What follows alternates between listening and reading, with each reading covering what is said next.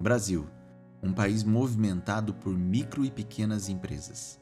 A cada 25 habitantes, uma pequena e microempresa está por lá. Elas já são mais de 9 milhões no nosso país. Movimentam mais de 400 bilhões por ano. Representam aproximadamente 30% do PIB brasileiro. Empregam cerca de 14 milhões de pessoas, o que representa quase 60% dos brasileiros com carteira assinada. Por trás de cada estatística desta, diferentes negócios. E por trás de cada CNPJ, existe uma vida. E são diferentes tipos de vida para dar vida a diversas soluções que resolvem tantos problemas no nosso dia a dia.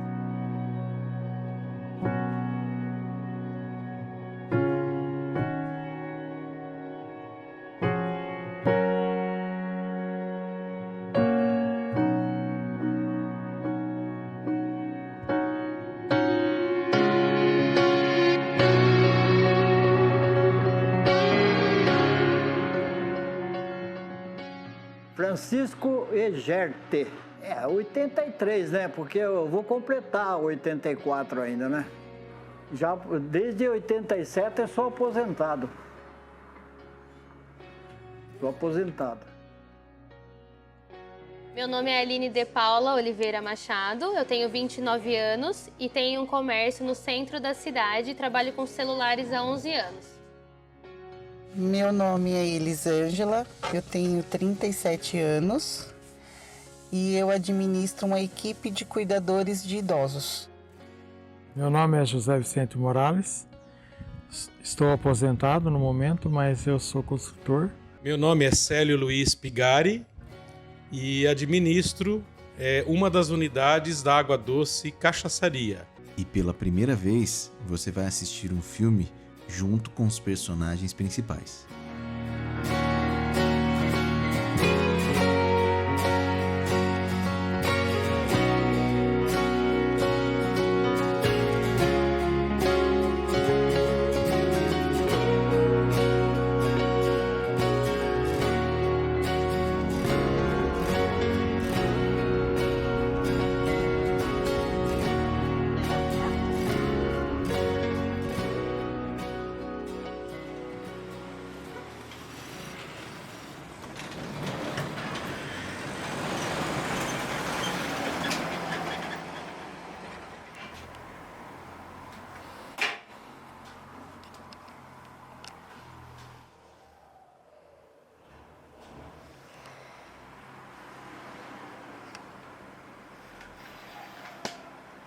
Sou amante do trabalho.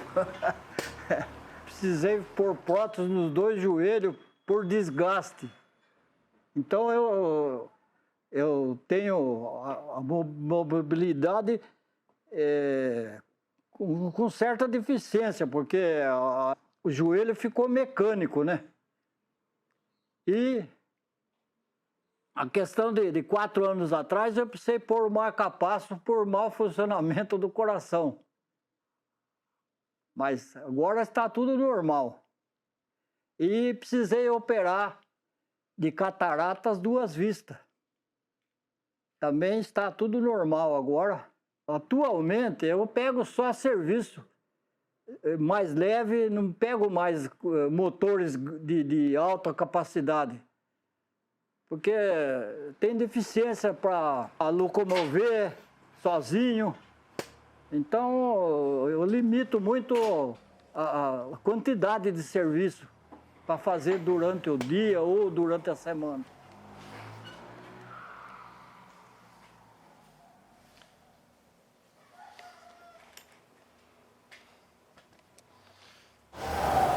Eu fui apaixonado para a parte elétrica, né? Desde criança. Já brincava com parte elétrica, iluminação. Comecei consertando ferro de passar roupa, liquidificador, enceradeira. Comecei com isso aí. Depois eu fui montar a oficina em 1965, aqui nesse lugar aqui. Em frente aqui tinha uma plantação de eucalipto. E nem na rua, era uma rua só para transitar, cavalos, charrete, o asfalto veio depois.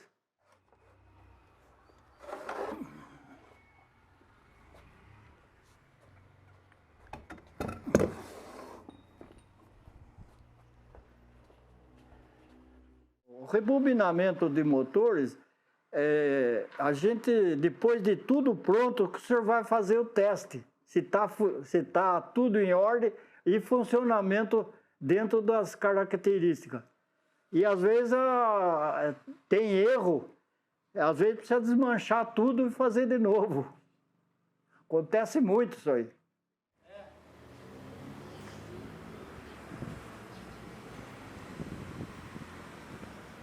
O filho, ele me auxilia aí porque ele teve um problema de nascença, né, que nunca andou. E ele me ajuda na parte contábil lá no computador. Quando precisa tirar a nota, ele faz a nota no computador.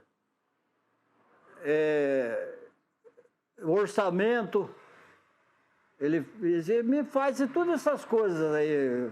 E faz o serviço de contabilidade do depósito que é feito em banco, é ele que controla. Não consegui arrumar aposentadoria para ele, não consegui, por causa da deficiência dele, registrar ele na firma, entende? Então, eu tenho que trabalhar um pouco para poder completar o que precisa de remédio que ele usa, né? Mas tá tudo dando certo, viu?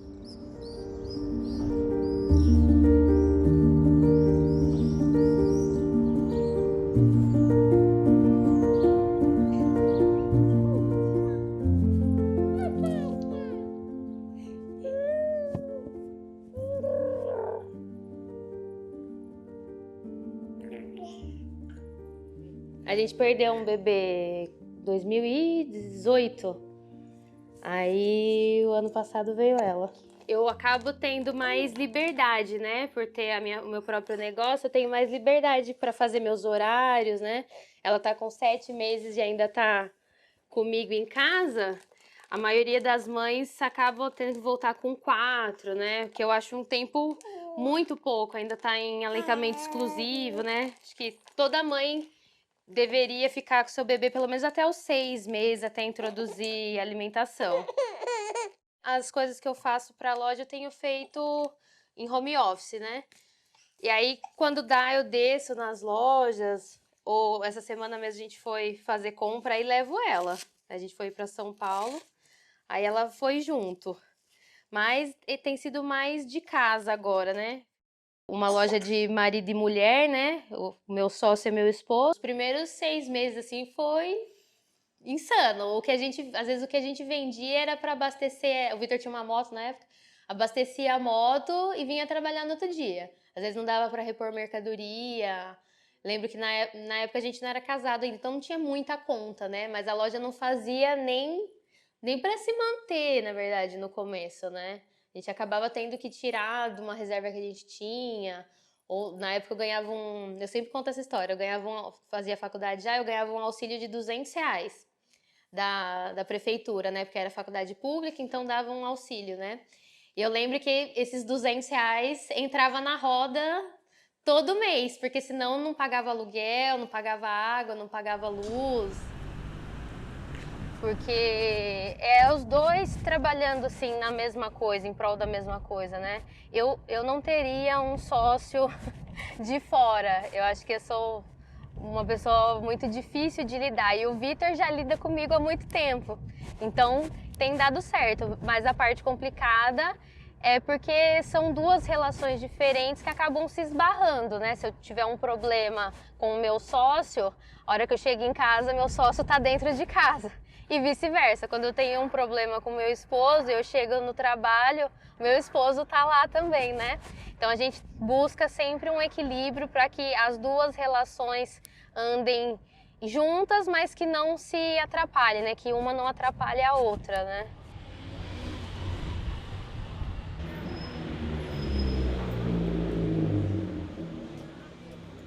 Bom dia! Como que foi ontem aqui até as 10? Foi bem. Foi bem? Deu movimento? Rapaz, não, movimento deu, mas vendeu legal. Vendeu? Vendeu. Olha, capinha, película e o conserto, né? A manutenção ainda é o carro-chefe da loja, né? E aparelhos também, tanto novos como usados. A gente trabalha com seminovos também. Pega o telefone na troca, né? A Elô vendeu 2 smartwatch. Ontem à noite? É? O pouco movimento que deu. Então, o bom é isso, né? Quem vem, vem pra comprar, né? Não vem pra passear. Todo trabalho, você tem um cliente, mesmo que você não trabalhe com venda, né? Então, todo mundo que trabalha vai ter um cliente. Às vezes, o seu cliente é seu chefe, é seu supervisor, né? Então, assim, só que por conta do celular, a pessoa tem a vida ali no aparelho, né? Acaba que o nosso cliente final, ele chega sempre com muita demanda, muita pressa. Então, às vezes é difícil lidar com essa ansiedade, essa angústia, até uma angústia de separação do aparelho do celular, né?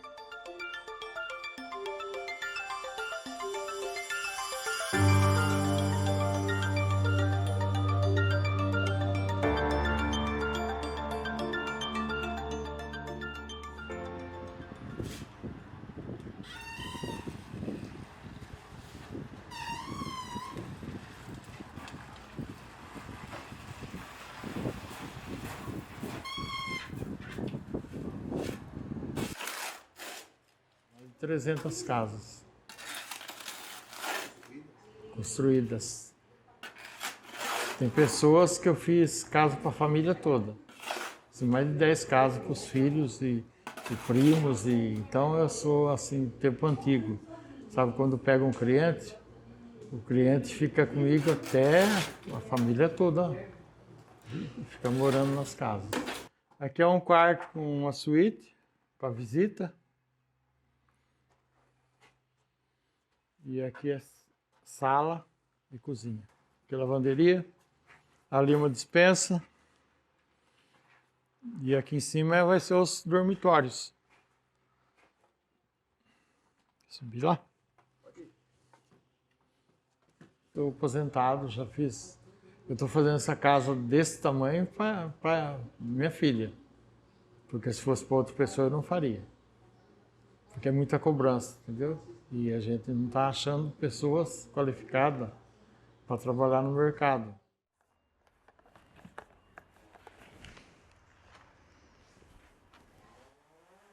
Eu acordei 6 horas, só que daí 7 horas o pedreiro ligou e disse que não vem hoje, porque tá doente. Então, mudou todo o esquema meu, entendeu?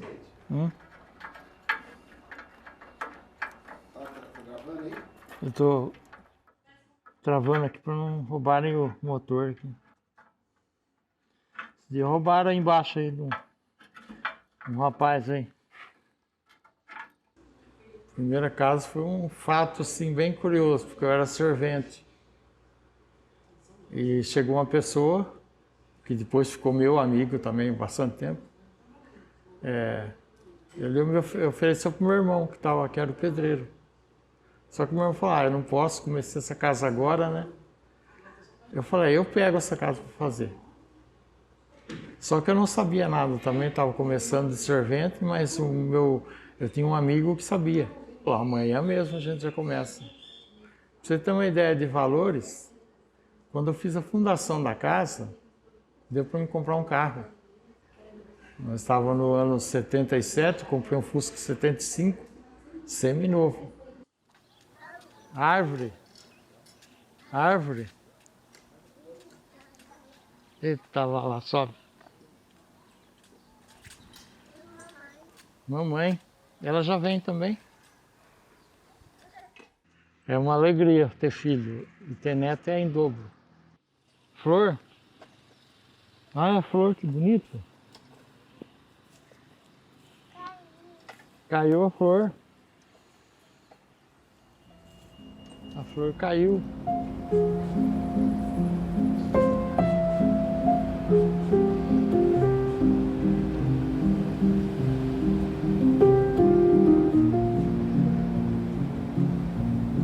O que uma mulher com 6 filhos Tá fazendo numa cidade onde ela não tem família nenhuma. Não tenho, cara. Se você falar assim, eu preciso de uma tia. Não tem. Pronto, acordou. Agora despertou. Agora despertei. Né? É. Não pode mexer, tá bom? Essa é obediente. Se fosse aquela ali, você já via um show à parte. Eu sou de uma cidade chamada Lagoa, na Paraíba. Meus pais são de lá, né? Eu sou de lá também, nasci lá, só que eu fui criada em São Paulo, né? Eu me criei em São Paulo a minha vida inteira.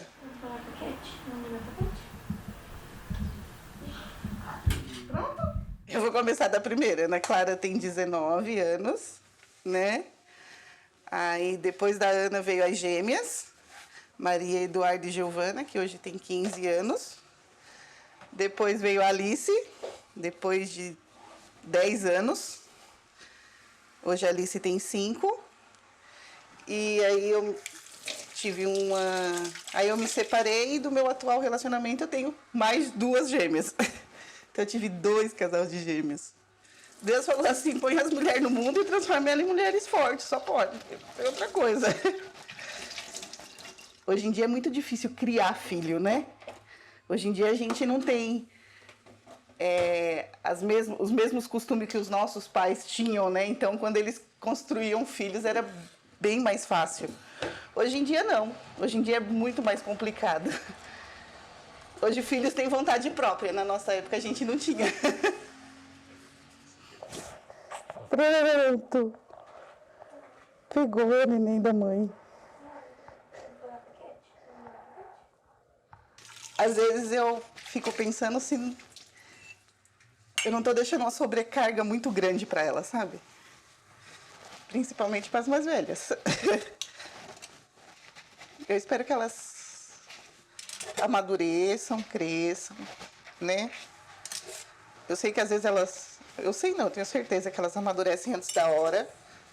Mas é a vida, né? Não tem o que fazer.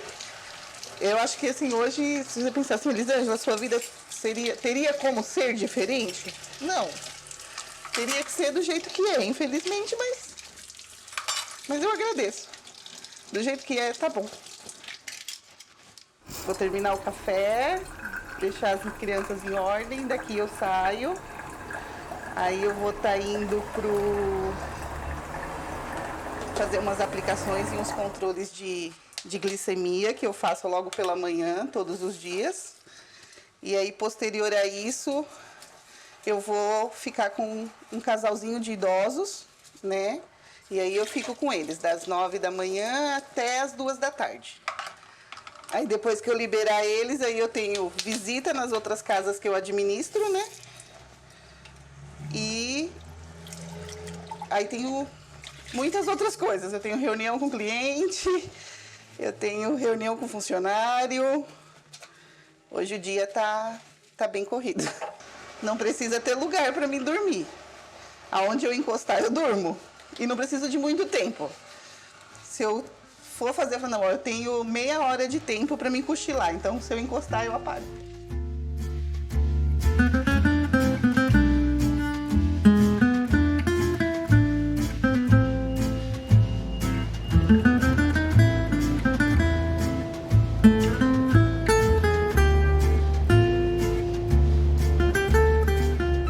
Eu trabalho para viver. Porque quando a gente vive para trabalhar, parece que é ruim, né? Agora, quando a gente trabalha para viver, é bom, porque senão que a gente tá vivo. Eu quis dar um passo um pouco maior, abrir empresa, correr atrás de deixar isso mais formal, né? Não ser só uma equipe que presta serviço dentro da cidade. Não, ser reconhecida, ter nome. Então, foi daí que veio a equipe Cuidar. Aí, você dormiu bem hoje? Você dormiu bem hoje? Dormi. Dormiu? Aí aproveitou que eu estava atrasada e já fez o café. Eu fiz o café. Foi? Ah. Hoje eu atrasei, Dirce. Como será que você está hoje? Calma, nervosa? Quanto? Ó, 13 por 7. Tá boa. Tá bom. Tá bom?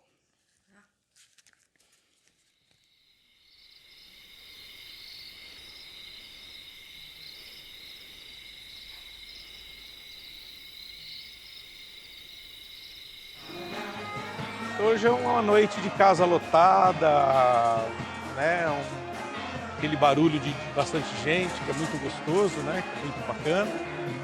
Hoje é um dia da gente correr um pouquinho a mais lá. Bom, e você? Joinha. Joinha? Vamos lá? Certinho? Patrício? Ali juntou? E a Devandro? Então, eu tava tentando mudar pra lá. Será que dá pra pôr dele ali? Não, nós não podemos. Tem pra 2 lá. Evandro, pode ser aqui, ó, sem problema? Eu vim da roça, vamos começar um pouquinho assim. Então era um outro ritmo, né? A roça era levantar na madrugada, o dia todo e à noite descansar. Então no começo, né? Lá no começo foi um pouquinho mais difícil para adaptar. Mas hoje virou uma rotina, né? Então hoje você está em casa, não consegue estar lá em casa, vou dormir mais cedo. Não dá. Você tem que dormir sempre no horário daquele que você está meio que acostumado, tá voltando, né?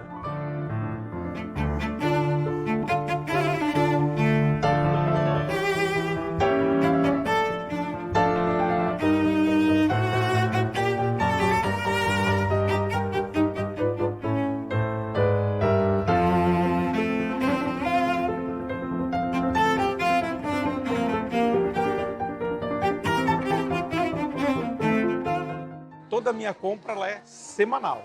Eu compro para semana. A rotina é 3 vezes por semana, eu me organizo, né? Eu tenho o meu checklist, então 3 vezes por semana é as minhas compras.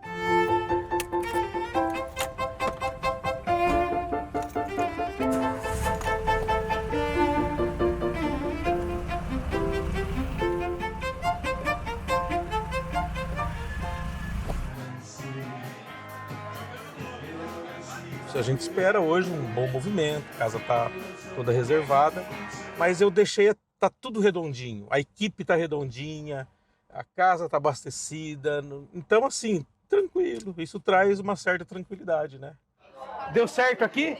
É? Que jóia, aí, tá vendo? Mesa boa aí ainda, aí, ó. Mara, Antero, tudo bem? Bem com vocês? Tudo bom? O meu pai sempre foi dono de propriedade, pequenas, mas... Então ele falava assim pra gente, né, pros irmãos, vocês têm que ser donos. Era a fala dele, né? Vocês têm que ser donos, não ser empregados. Nada contra ser empregado, mas na ótica dele, vocês têm que ser donos, né? A Água Doce, ela é de Tupã, pertinho lá de Mariápolis, né? E a Água Doce, num determinado dia, eu vi uma notícia de que ela tinha suas unidades de cachaçaria. E por coincidência, naquela época, o meu irmão, ele estava procurando um negócio, ele tinha uma grana e precisava investir num negócio. Então ali, na minha cabeça, eu juntei as duas coisas. Bom, ele precisa do negócio, eu preciso do emprego, estamos juntos, vamos ver o que vai dar. Eu fui meio que a ponte, né, disso, né, para levar ele até aos proprietários da Água Doce.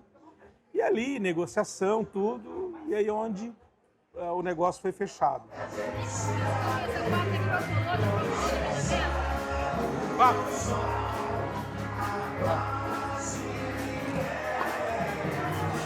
Deixa eu abrir para vocês. Mesa 4. Vou tirar uma dúvida com vocês. O provolone que vocês pediu é saladinha ele frio ou milanesa? Milanesa? Milanesa. Escreve aí que eu vou fazer outra. Fazer que quando ele for embora hoje, mesmo no inconsciente dele, ele tenha vontade de voltar de novo na casa, né? Então, aí a gente tem que minimizar erros, minimizar o máximo de problema. Então, atendimento, tempo, tudo isso tem que estar bem engrenadinho para a coisa rolar. Pela oportunidade, liberdade ou necessidade, muitos brasileiros trocam a sigla CLT por um CNPJ. Não mais empregados, agora empresários. Um levantamento feito pelo Sindicato da Micro e Pequena Indústria do Estado de São Paulo em conjunto com o Datafolha, aponta que nos últimos 4 anos, o número de trabalhadores que viraram empresários aumentou em 20%. Uma nova rotina que, para alguns, chega a tirar o sono. Deita na cama e fica pensando, né, como vai ser o dia seguinte, né? Se vai ter serviço, se não vai. 4 horas por dia pensando no serviço. Sempre. Feriado, domingo. Estou sempre pensando como que vai ser, como que vai fazer. Já, inclusive até falar à noite, assim, ó. Pega aquela tábua ali para mim, né? Do nada, assim, você fala, pega aquela tábua ali, dormindo, sabe? Provavelmente eu estava sonhando com o serviço. Persistir, buscar, não dá para desanimar. Todo dia é um desafio novo, todo dia você tem um probleminha para resolver. Então, assim, se você esmorecer, você não passa nem do primeiro mês, você logo desiste. A palavra fácil, ela é arriscada do nosso vocabulário. Não existe essa palavra, pode riscar. Você descarta a palavra fácil. Não existe fácil. Existe dedicação, empenho, resultado, satisfação, mas fácil, não, isso não existe. Representar 30% do PIB coloca o Brasil no topo do ranking mundial do empreendedorismo. Superamos países como Estados Unidos, Reino Unido, Japão, Itália, França, e onde tem muitos negócios, é necessário que se tenha muitos clientes. E essa relação, separada apenas por um balcão, quase sempre se mostra desafiadora.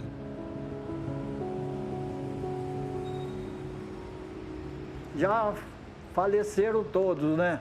Então agora tá vindo uma onda de clientes novos, né? Quanto sai um motor mono desse aí? Você tem um mono? Viu? Esses motores aí é tudo de freguês, isso aí. Você não tem nenhum usadinho pra vender? Não, usado não tem, viu? Ah, tá bom então. Viu? Esse motor aí é de bitoneira, né? É? Então, mas esses aí é tudo de freguês, né? Ah, tá certo então. Tá? Não. Tchau, tchau. Quer ser profissional por conta,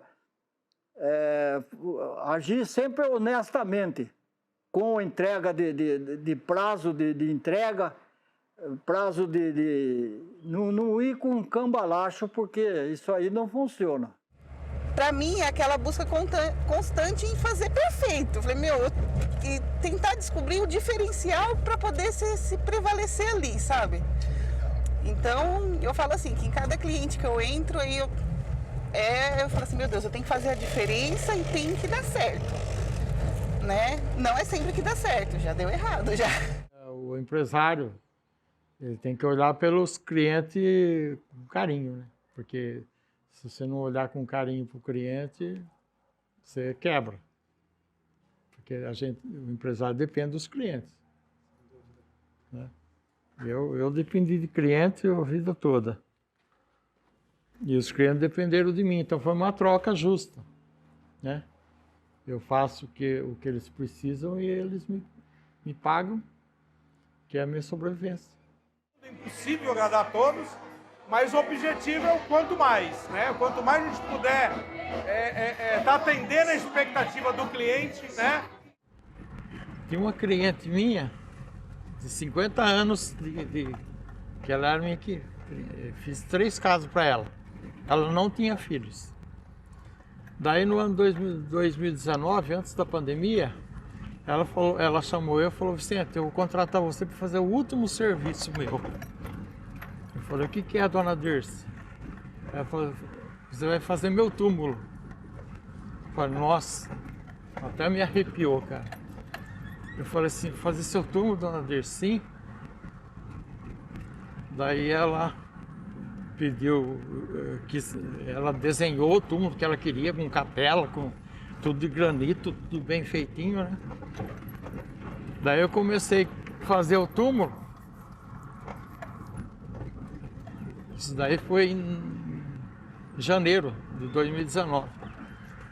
Chegou no mês de fevereiro, ela falou assim, ô Vicente, tá fazendo o teu? Eu falei, tô fazendo, dona Dirce. Ela falou assim, talvez eu não vou ver o túmulo pronto. Eu falei, por que, dona Dirce? Ela estava com 91 anos já. Ela falou assim, porque eu não estou me sentindo bem. Mas amanhã você passa aqui, Vicente, que eu vou dar o dinheiro para você para comprar os materiais, as coisas, né? E eu cheguei lá de manhã, ela tinha morrido, cara. Caramba! Ela não viu o túmulo pronto. Ela foi enterrada no túmulo lá, sem revestimento, sabe?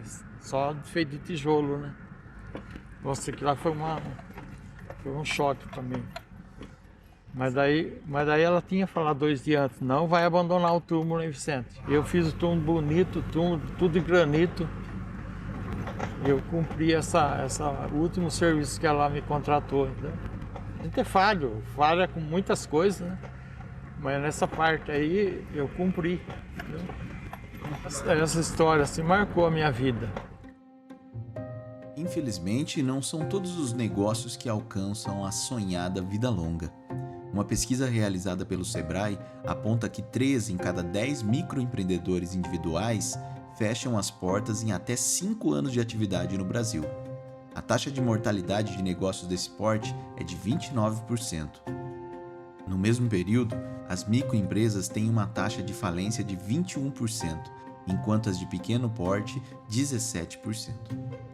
Mudar esse número é um desafio de todos nós. Afinal, se cada pequena empresa conseguisse contratar apenas mais uma pessoa, nós precisaríamos importar pessoas para trabalharem no Brasil. O momento mais duro foi em 2008, quando houve uma crise, né? Aquela bolha dos Estados Unidos lá, aquela coisa toda. E onde não havia outra alternativa, né? Todas as contas, todos os raciocínios, não tem jeito, vai fechar, nós temos que fechar e não tem de onde tirar mais.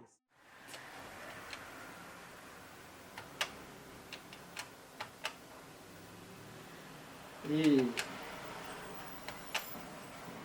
é sempre ter uma reserva, viu?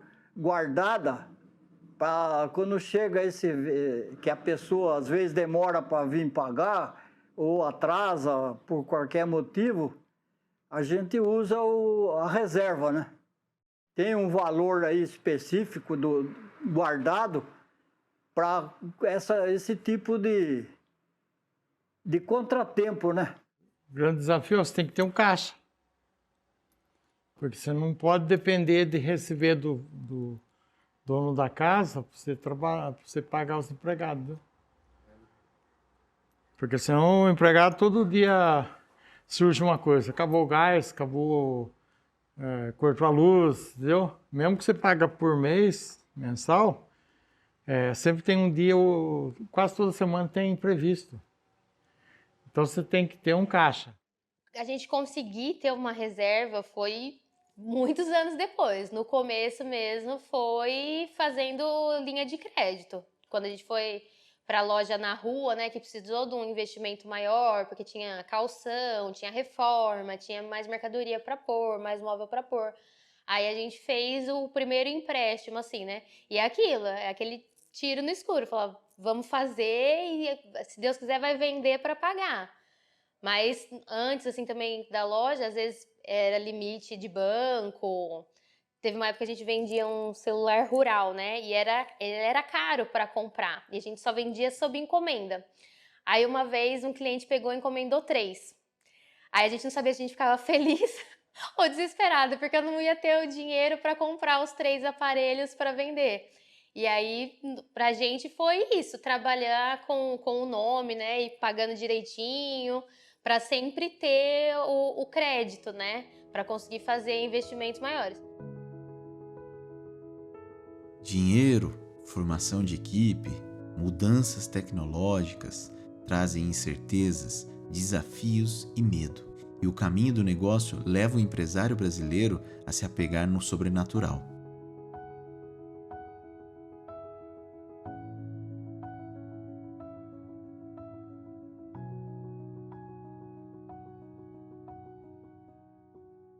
A fé traz esperança. No país laico, a crença encontra diferentes caminhos. Eu tinha uma coisa muito forte dentro de mim que falava assim, eu preciso chegar lá, eu tenho que ir para lá. Lá era conquistar um objetivo, né? E o preço que eu pagaria ali naquele momento, ele não me importava. Fizesse o que tinha que fazer, mesmo com os medos, né? Me lembro muito bem disso. Mas aquela coisa de que eu quero chegar lá, eu quero estar lá na frente, quero sair dessa situação que me incomoda e ir para uma situação mais favorável. Então isso era muito forte. Forte que não me fez desistir em momento algum, abaixar a cabeça em momento algum, né? E aí entra Deus nessa história, né? Aí foi uma experiência muito forte com Deus que eu tenho, que acabou acontecendo, né? Deus é uma linguagem espiritual, mas ele acabou me revelando, me falando, né, o que eu tinha que fazer, onde que eu teria que estar. Eu entendi a mensagem que ele estava me passando e então a história ela vai muito em cima disso. A gente acredita muito assim no tempo de Deus, né? Então, todas as vezes que foi pra gente dar um passo à frente, a gente sempre se encontrou num caminho assim de não vai dar certo, estamos num beco sem saída, e dali a pouco aquilo clareia e acontece algo melhor do que a gente esperava. A gente sempre fala muito isso. Sempre é melhor do que a gente pediu, do que a gente sonhou. Então, uma gratidão que as pessoas têm comigo e eu também tenho com Deus que me deu saúde para chegar até aqui, entendeu? Que eu acho que isso é importante da gente. Eu não fiz dinheiro, mas foi retribuído de uma forma que foi saúde. Que eu nunca fiquei doente todo esse tempo aí. E tenho quase 70 anos e eu faço serviço que muitas pessoas jovens não faz. É tudo pra mim. Olha, tem uma conversa, eu falo que acho que toda hora eu tenho uma conversa com um cara lá de cima, acho que ele fala assim, que menina chata, meu. Faz seu trabalho aí, não me enche o saco. Mas eu sou. Se eu fosse o cara lá de cima me sustentar muito nessa vida, eu não conseguia, não. Não conseguia mesmo. Eu não conseguia, não. De Deus, 100%. Você coloca assim, o que uma mulher com 6 filhos tá fazendo numa cidade onde ela não tem família nenhuma? Não tem, cara. Se você falar assim, eu preciso de uma tia. Não tem. E aí você fala assim, e você tá sobrevivendo, e as coisas estão acontecendo, e a gente tá feliz, então, se não for o cara lá de cima que tá te ajudando, quem é? Não tem outra explicação. É linda, né? É. A mulher aqui é forte, mas é chorona, viu? Pelo amor de Deus. Mas sou 100% dependente dele.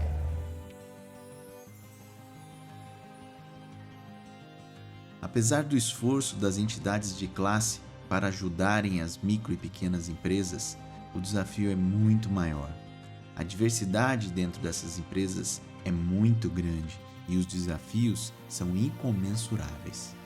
60% das pessoas que você conhece trabalham e dependem de um. Escolha uma pequena empresa.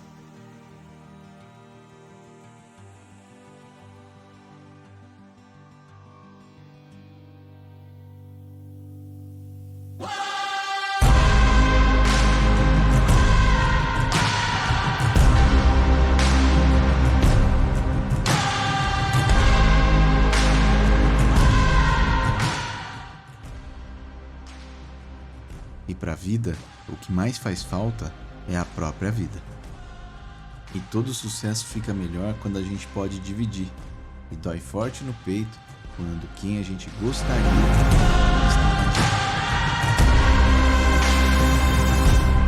Gostaria que meus pais tivessem vindo, né? Mas ainda seguem trabalhando também e as obrigações não permitiram.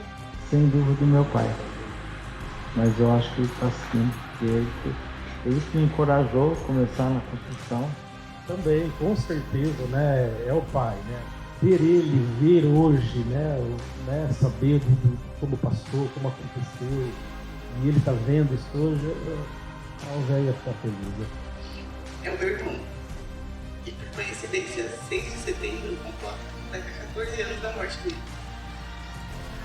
Eu acho que faz sentido ele estar vivo. Gostaria que minha esposa, se fosse viva, estivesse aqui. Porque ela foi a companheira que dava incentivo, né? Pra lutar a vida. E as cortinas que aqui se fecham se abrem todos os dias em milhares de portinhas por aí, cada uma com uma solução diferente para nos acudir. E a vida por trás do CNPJ não lhe pede muita coisa, apenas respeito e prioridade quando for fazer sua escolha.